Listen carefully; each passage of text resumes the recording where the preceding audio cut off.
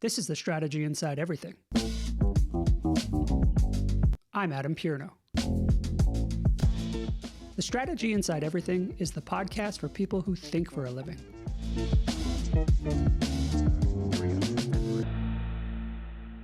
All right, welcome back to another episode of The Strategy Inside Everything. I am delighted to be with my fellow BU Terrier, the Assistant Professor of Media Science at Boston University, Katy Coduto. Katy, how are you? Great. Thanks for having me. I was so glad I heard you talking somewhere else on another show, which I can't even remember what it was, but about this topic, and I was like, "I need to know more. Yeah, I need to know everything." So I wanted to, like, pick your brain and climb sure. it and hear. Before we get started, would you give people a little bit of background on your career path? Yeah, absolutely. And it's interesting because, I feel like when you study dating apps, people are like, well, is that because you use them or had experiences with them? But for me, my background was actually in mass communication and journalism. So I started off as a journalism major and ended up going into advertising. And so I was doing research in advertising, really focused on brand strategy, creative inspiration, things like that. And I was in that role when dating apps really started to take off. Yeah. So, like, I think a lot about Tinder kind of debuting. And I had a lot of friends who were really interested in it, who started using it.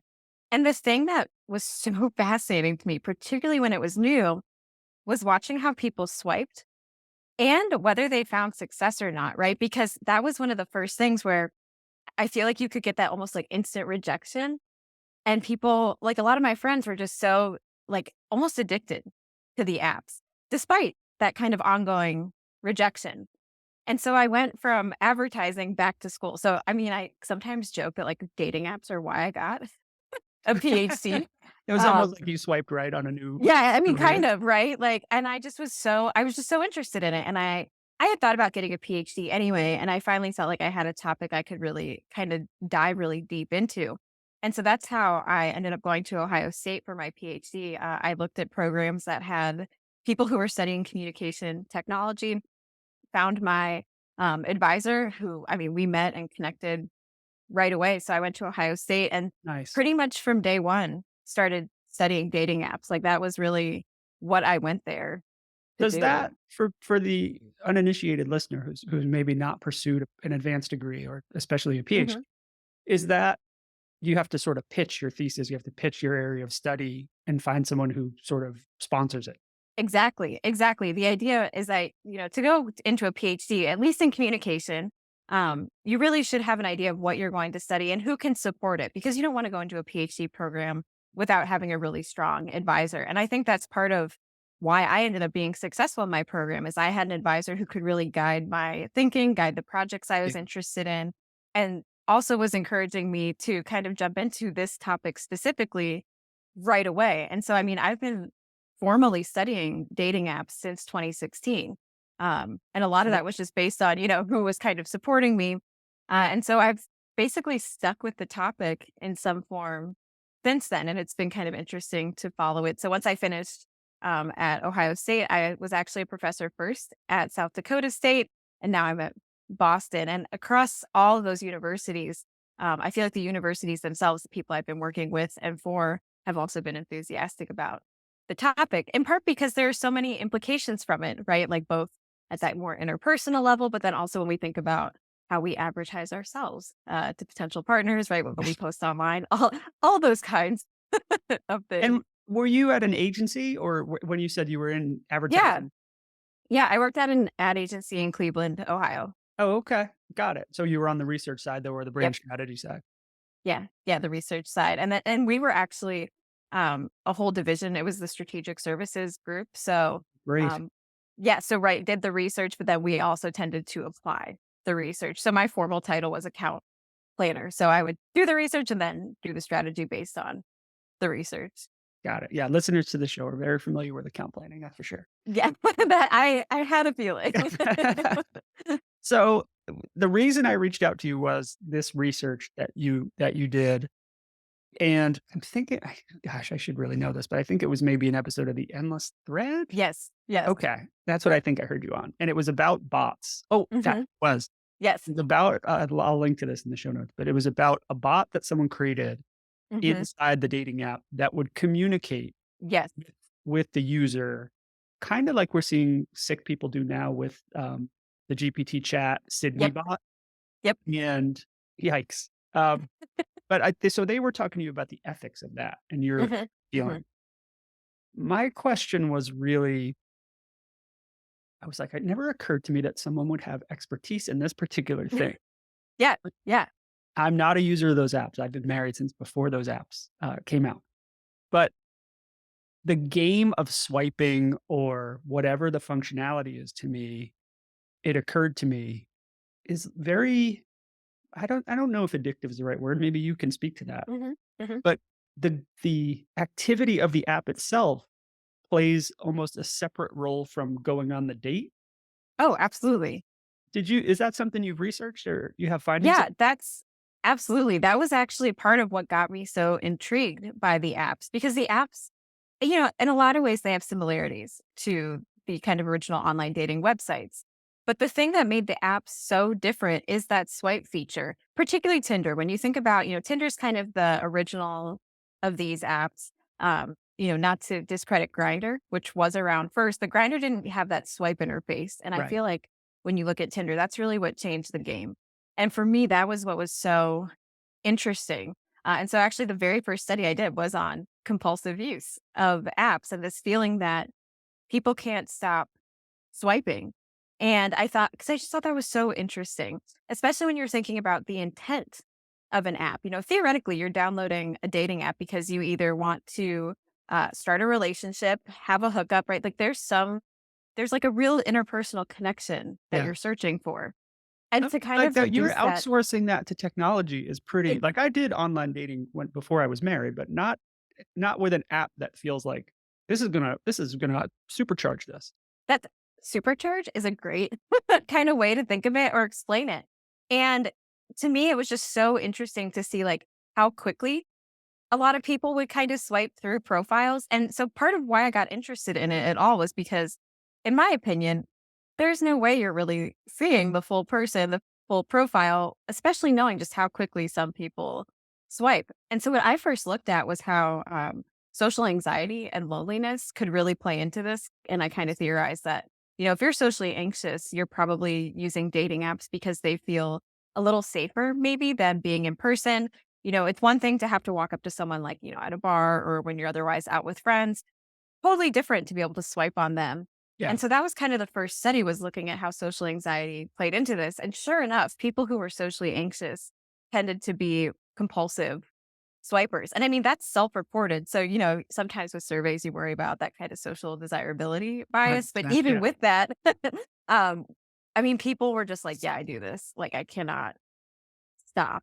And And I go ahead. I just think that's such an interesting thing that they could even admit that, right? Like, that they could think about the behavior and actually say, like, "Yeah, I know I'm doing this too much, and I'm not finding what I want." But so they recognize the compulsive nature of their engagement with it, and is that in their self-reporting, is that something that they want to fix, or is it something that they're like, "I am compulsive with Twitter, So and am I I. recognize that, but I don't try to fix it." It's like, "Yeah, but still," you know? Yeah, me too, Do they me too. recognize it and feel like it's something they wanna correct, or do they recognize it and they're like, but I'm okay with it, it's just, I have downtime and I'm swiping, it's no big deal." It's a mixed bag. It's a mixed bag. So in that study, I didn't get the chance to really ask kind of the perceptions of, well, should I be doing this or not? But I've since done a lot of follow-up interviews, not with the same people, but just kind of interviewing dating app users. And it's a real mix. There are some people who are like, I am doing this too much. And again, like I think when they're aware of not being successful, that tends to be the thing where it's like, I really don't know why I'm doing this. Whereas kind of like you said, people who are like, "Well, I have downtime, like, I'm just trying to pass the time," seem a little more like, "Yeah, but it's fun." Right. And then there's also this role of, well, do you swipe with friends? Because if you have, like, friends who are swiping with you, then it becomes this, like, kind of group activity, and so then it also doesn't feel so bad to keep Yeah. swiping. And I don't have a judgment of whether it's good or bad. I think and I'm sure you don't either. I think my question is more, does the act of engaging with the app become dating? or a proxy for the actual activity of the romantic engagement or trying to hook up or whatever else. It's like just opening the thing and swiping is the thing you're chasing versus finding the person that you want that next connection with. And I think did you find that? yeah, I mean, I think that's, like, such a spicy question because I think for a lot of people, it is it's kind of displacing the normal dating rituals. Because I think, like, you're right, when instead of, going out, instead of actually going on dates, a lot of people are like, "Well, I've put this on my phone, and this is me putting myself out there. This is me dating." And I think this is something people forget with any technology, and I like to remind my students of this all the time that, when you are on your phone, when you're whether it's Tinder, Hinge, or things like Twitter, because again, I am also very guilty of the Twitter, like, constant, but that's displacing other things that you might be doing. Yeah. And so, in a dating situation, when you're opening the phone, swiping on people, that's you not necessarily then going out with other people that you could go out with. Right. And that was something we saw in the study on social anxiety is often people who were socially anxious and who were compulsive swipers, they were doing that at work, at school. Like a couple people were like, I got in trouble for this. Like I was on my phone doing this when I should have been doing other things. So, I mean, it's a displacement thing for sure. And so that crosses a line into a true compulsion that's like, I couldn't Exactly. actually control this. I was doing this instead of studying or whatever, tending to whatever Exactly. needed my attention at that time. And does that trickle into their feelings about the app? So if you studied a group of people across, let's say, 5 different apps, and you found people that are compulsive users, were the compulsive users, did they have a particular feeling about the app one way or the other? Did they view it positively or negatively or neutrally? It's a mix, Yeah. and it again, kind of depends on the app and what they're looking for, and so, there's this kind of stereotype is of Tinder as the hookup app, right? Tinder is kind of the less serious or least serious of the apps, and that is the one that people tend to dislike the most. The trade-off is that Tinder probably has the most users, so maybe you're also just getting the most rejection or otherwise not finding what you're looking for. Whereas on the other hand, with Hinge, which doesn't really feature the swipe as heavily, at least, Hinge focuses a lot more on you can comment on people's photos. You don't necessarily have to match with them. It's this more. It's people tend to describe it as more authentic, and people seem to feel really positively about Hinge, even if they're not finding really good connections. And so Yeah. even that is interesting to see how particularly the use or incorporation of the swipe impacts people's perceptions of and feelings towards the different apps. I Did you notice any difference between genders? Like, because I know Tinder has been criticized for that hookup thing, which can can easily put a male tint on it, and I Mhm. think I've read plenty of people who have done that, and then Bumble was created in its shadow to Yep. empower women to have more control over the situation, but I'm not sure with match buying it that that's how it worked out. So Yes. I wonder if you found any gender-based preference or findings. Yes, it's been really interesting. And a lot of what I've seen across a bunch of different studies is kind of what you would expect. Uh, Men tend to be a lot more comfortable with the hookup. And often men are looking for hookups more than romantic relationships. I did a couple of studies with a really good friend at Chapman University when COVID lockdowns were first happening. We did a couple different dating app studies and pretty consistently found that even with lockdown, even with COVID, especially when it was new, men were like, "Yeah, I'll hook up with someone." Like, like, just not as phased, whereas women, a lot more likely to say, like, "No, I wanna find something serious." It was interesting to see how intentional women were being about using, the apps, like, really trying to put effort in, whether it was their profiles, into the messages they were sending. And so, I mean, definitely those kind of stereotypes about, like, well, men are more open to hookup, like, I've definitely seen in my research. I will say it's been interesting because I feel like I'm only now starting to get a wider variety of gender identities in my research. So only recently am I starting to see more non-binary individuals, for instance. So I have less to say about them for now. Just because I feel like even that has been interesting to see how from 2016 to now 2023, I've definitely gotten more and more of them participating. So I'm Yeah. hoping to be able to see kind of how those other identities start to play into this kind of gender dynamic because definitely the Interesting. men and women have tended to be pretty stereotypical in their approach to the apps and then their perceptions of Yeah. them. Do you think the increase in volume of, differentiated identities is because of, a combination of comfort with expressing themselves in that identity backslash a place for them within the apps that maybe didn't exist? It was binary before, and now there's more flexibility and more of a spectrum or more space for a Yes. spectrum on those? I think it is a combination of those. I think there's overall greater comfort in kind of being open about one's identity. And even people have said, I'm not necessarily sure how I identify yet. And I think the fact that they have the language to be able to say that and kind Yeah. of think through that, particularly in an interview context where it could be really hard to tell someone you've never met before, like, I don't really know like what my gender identity is.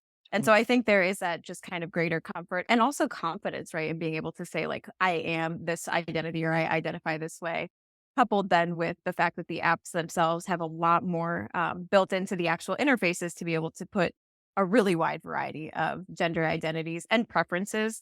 Because I think that couples itself then with the ability to put such a wide range of sexual orientations into what people are looking for as well. So I do think that is absolutely playing into this is that both people kind of more specifically, but then also the apps themselves have really allowed people to kind of develop who they are and be honest about who they are. And is there enough data to suggest that the reception among other users has softened and, like, been more accepting of different identities being presented by a user that's in the process of reviewing matches or I searching?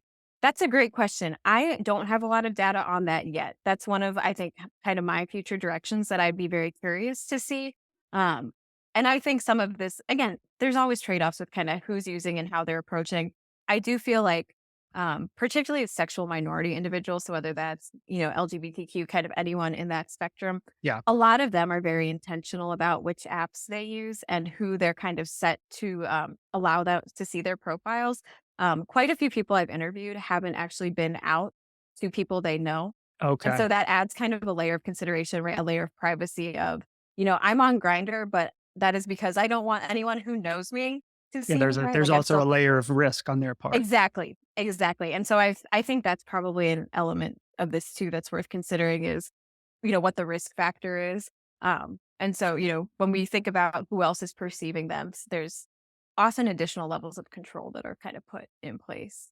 How much of your work is I know you're teaching, but how much of your work is getting to do ongoing research?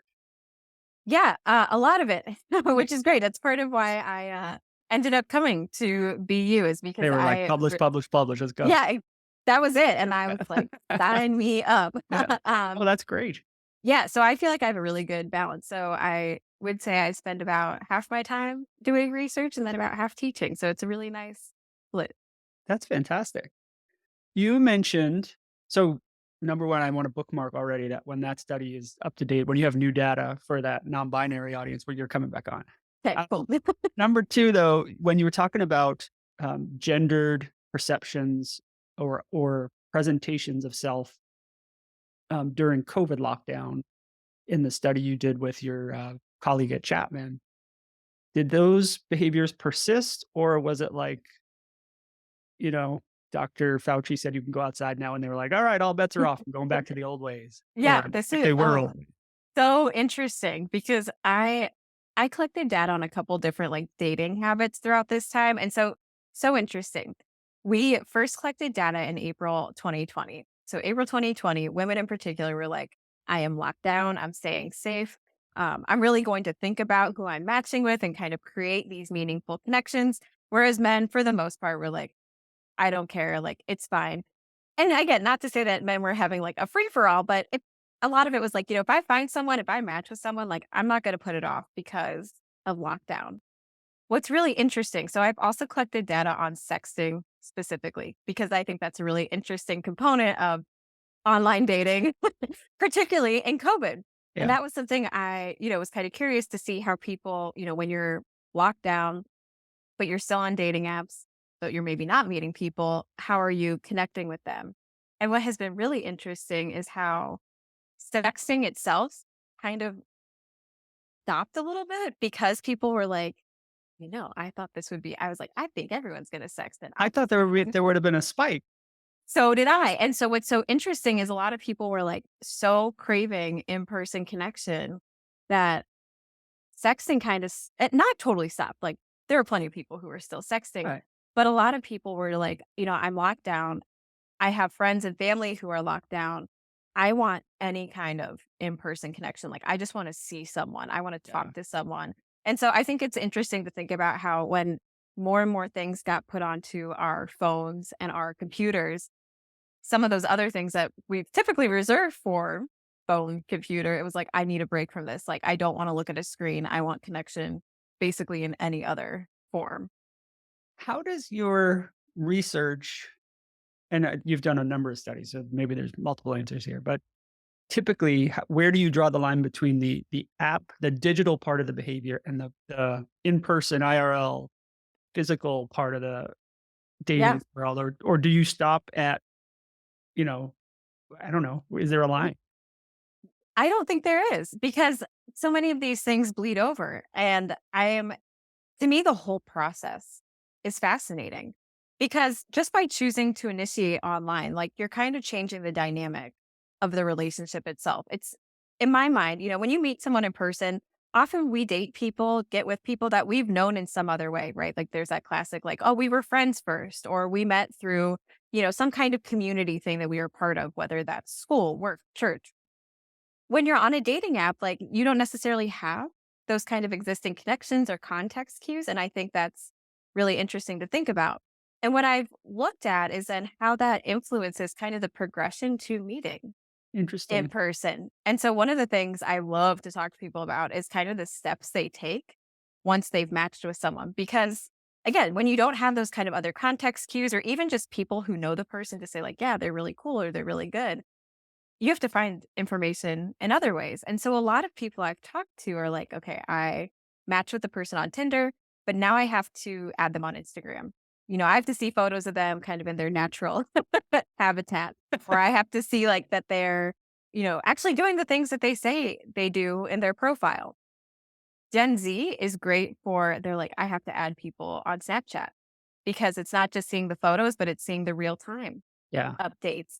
And so there's this whole other kind of like digital progress that happens before the in person ever does. And I think that's really compelling to think about. Has that increased over time that it's like, okay, we met on Tinder or Grindr or Hinge, and then I'm gonna add you on TikTok, then I'm gonna add you on Snapchat? Mhm. Does it go from, like, broadcast to one-on-one, or does it just jump from, one to a more personal thing like Snapchat or text? It tends to, from what I've seen, at least with the people I've talked to, it tends to jump to that more personal, Okay. with the exception that people tend to protect their phone numbers. Particularly the younger they are, the more people are like, I don't want to give my phone number out. That feels really personal. Hmm. Once someone has my phone number, like they can always get a hold of me, but it's so easy to block them on Snapchat. So, if you start messaging someone and they end up being a weirdo, right? Like you can just block them. Yeah. Not the case, right? With the phone, like the phone number feels so much more personal and gonna move Buffy. Okay. Buffy's welcome. I She when I said invited you to be on, I also invited Buffy. I don't know if you she was ready to contribute. She has a lot of thoughts. I usually She joke that has she's my she has poured through the data. She oh, has I usually joke that she's my RA. She knows. yeah, But yeah, it's interesting to see how particularly the phone number is really reserved as like this like kind of escalation of the relationship itself. let's talk about that. So, because the idea of the phone number being the boundary for intimacy, when you're starting with, "Hey, I wanna date," or "I wanna hook up," or "Here's what I'm looking for," and you're just putting that out there, which is great. Mhm. Are they less likely to give their phone number than to meet in person, or is giving the phone number a step prior to meeting in person? It has varied in people I've Okay. talked to, but there are definitely people who are like, I actually need to meet the person before they can have my phone number. And so it's like arranging dates through Tinder or even arranging them through Snapchat. And so that's been really interesting to see. And I think that's something else, at least that I've in my research seen increase more and more is that protection of the phone number. I also think that coincides with, more and more social media options to communicate Right. through, so it's like you have a lot that are instant, it's not like you're waiting for a message to be delivered or anything. So I get like, in part of me, I'm like, okay, it makes sense. But also I'm like, all these apps are also on your phone. Right. Yeah, you're letting them on the screen, but they can't Yeah. get a hold of you directly Yeah, there. exactly. I think that's fair. And so to get to the core question that I had was, is the game of using the app more interesting than the dates in your findings? It 'Cause, I often mean, we've seems like all it. gone on dates, right? I've been on some great dates, I've been on some terrible dates, and sometimes it's like, I don't know, I can actually remember being on I remember being on a date and saying like, "Okay, this was fun, I'm gonna go home now. I'd like Yeah. this date to end so I can go play video games." Like, that's not great behavior, but I wasn't rude about it, but Yeah, I mean, it's good to be honest. yeah. But But is I think is the yeah, game more engaging than the date? I think for a lot of people, absolutely. And I think the thing I think about a lot with dating apps is I feel like they give people this sense of potential. You download Tinder, you download Hinge, anyone could be on there.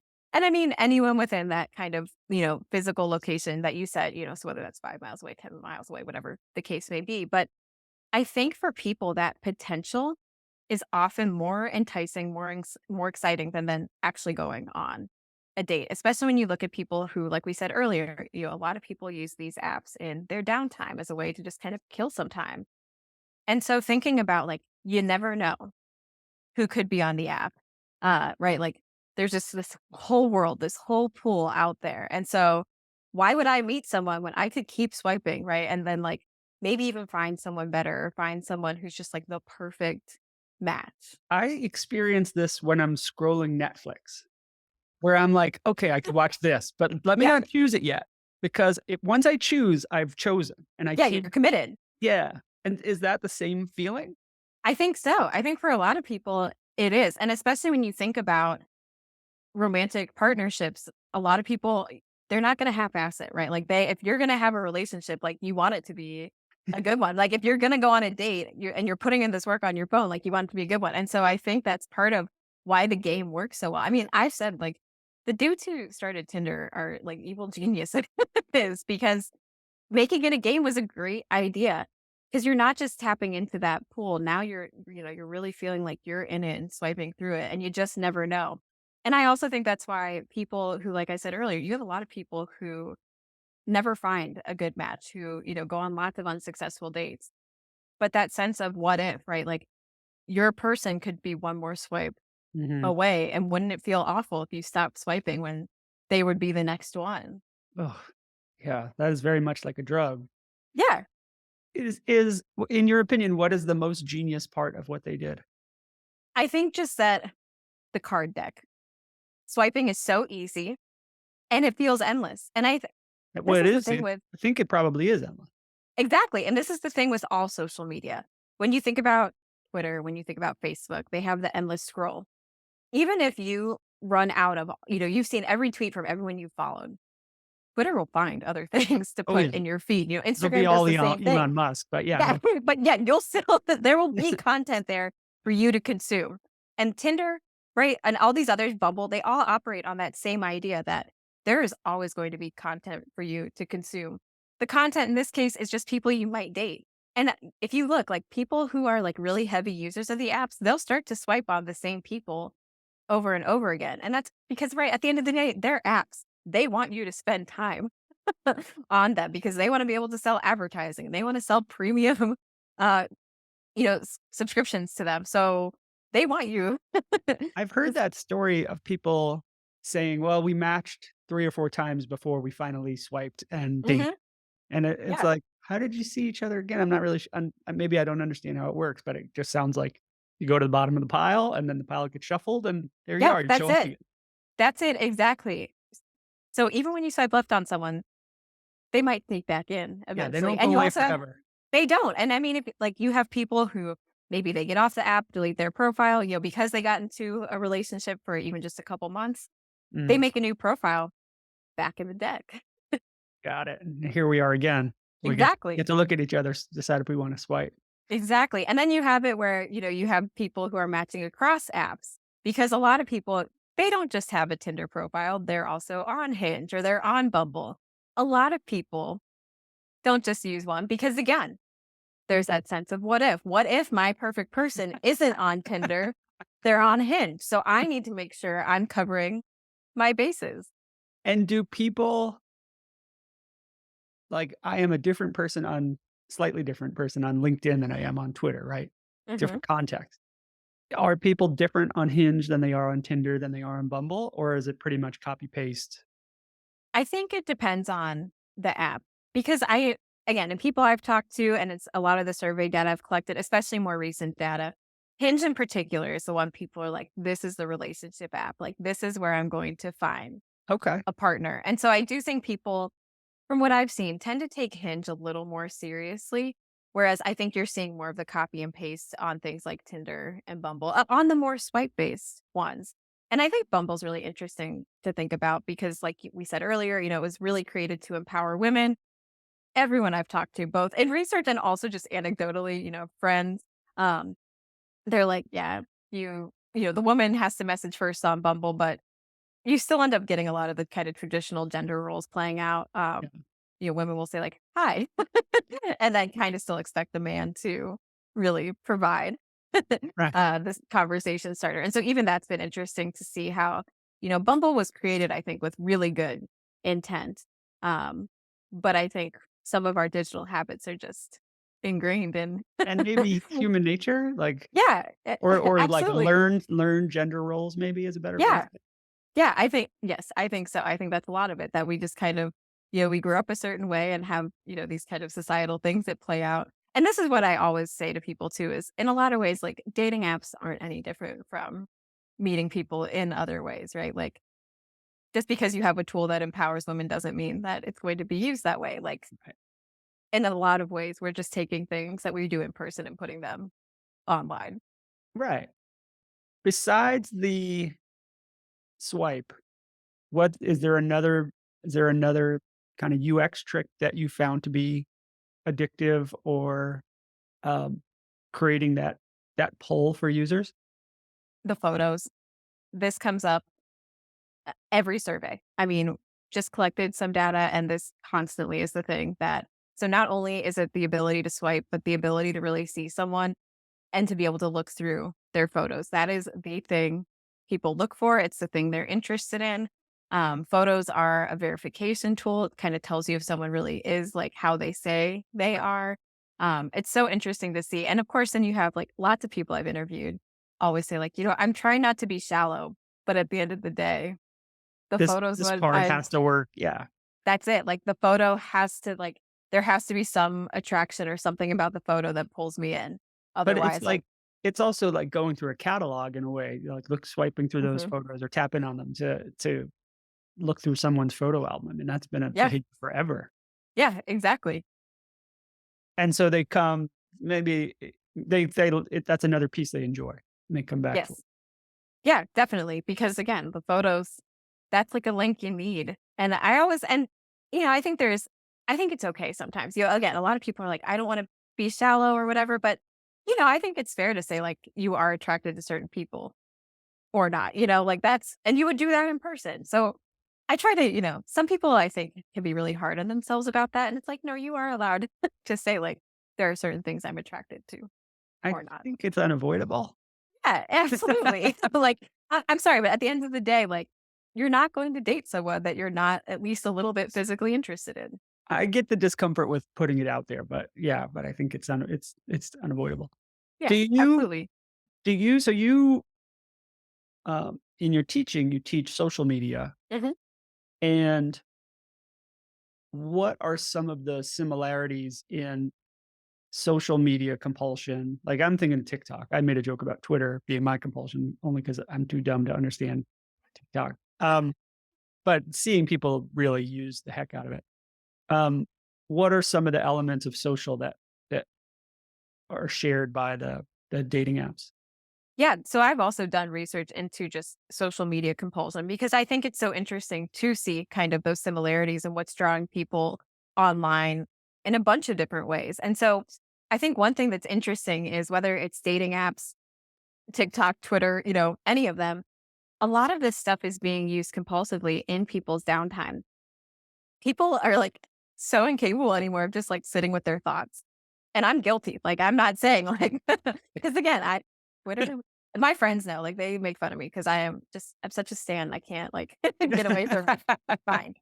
Same. Um, it's a problem. But I think that's really interesting that whether you're looking for a relationship, whether you're looking for like a breaking news update, it's kind of manifesting in a really similar way. And I think that's interesting to think about. And I wonder about the implications for things like mental health, because I think the trade off is probably none of us actually need to be this engaged with everything this much. Like, I think it's actually okay to have like quiet times. But it seems more and more that it's just so hard. Like, my phone's right here, right? Like, it's always there, and so it's so easy to just be like, "Well, I wanna be entertained," or "I want" I don't wanna have to think whatever's in my head, I'm gonna just focus on what's on my phone.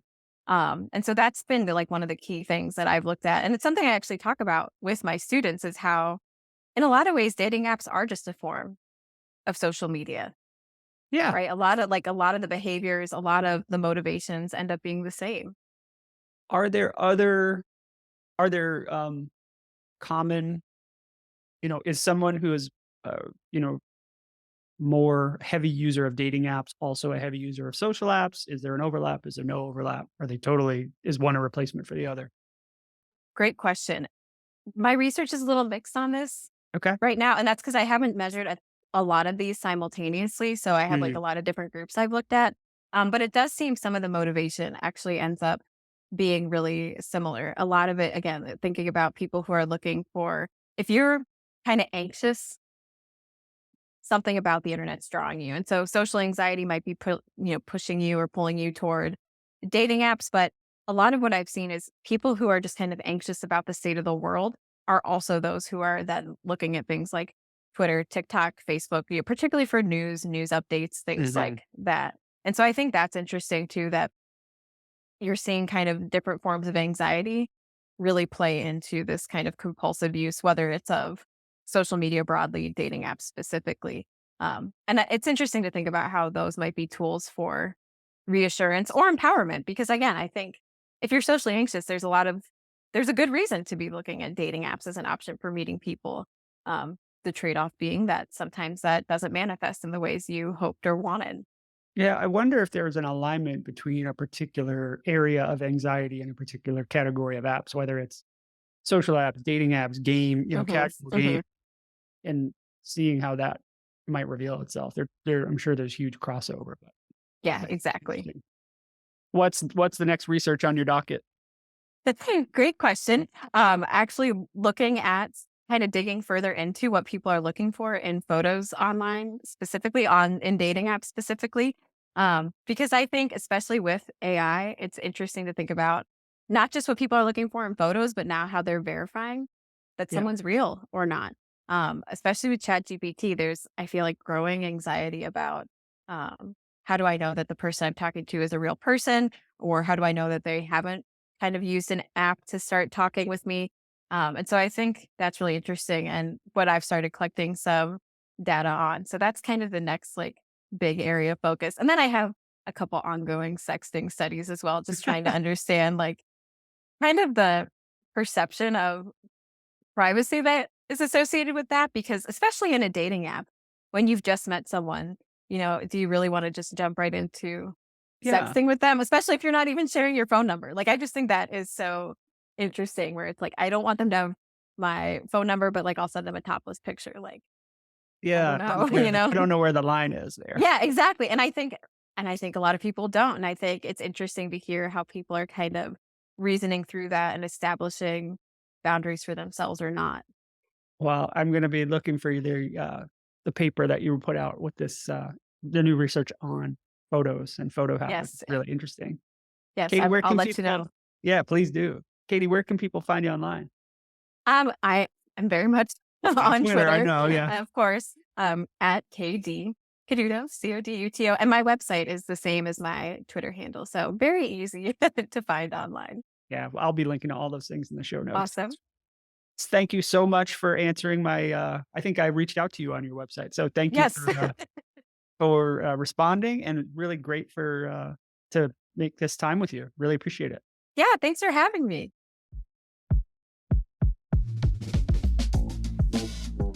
If you have an idea, question, or you want to push back on something you hear in the episode, go to that'snotaninsight.com and leave a message or voicemail for me. The best and most interesting messages will be added to future episodes. The Strategy Inside Everything is produced by me, Adam Pierno. If you like what you've heard, leave a review wherever you listen to podcasts. Actually, I have no idea if that helps or if it's ever done anybody any good. If you really want to help the show and you liked what you heard, share it with someone else who you think will get something out of it. That's the best way to help the show and keep the conversation growing. New music for The Strategy Inside Everything is by Luke Halaisna. You can learn more at halaisna.com.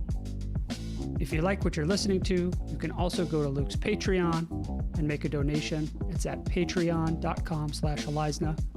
Find links to both in the show notes. If you want to learn more about your host, Adam Pierno, you can find it on adampierno.com. Learn about my books, speaking, and consulting practice.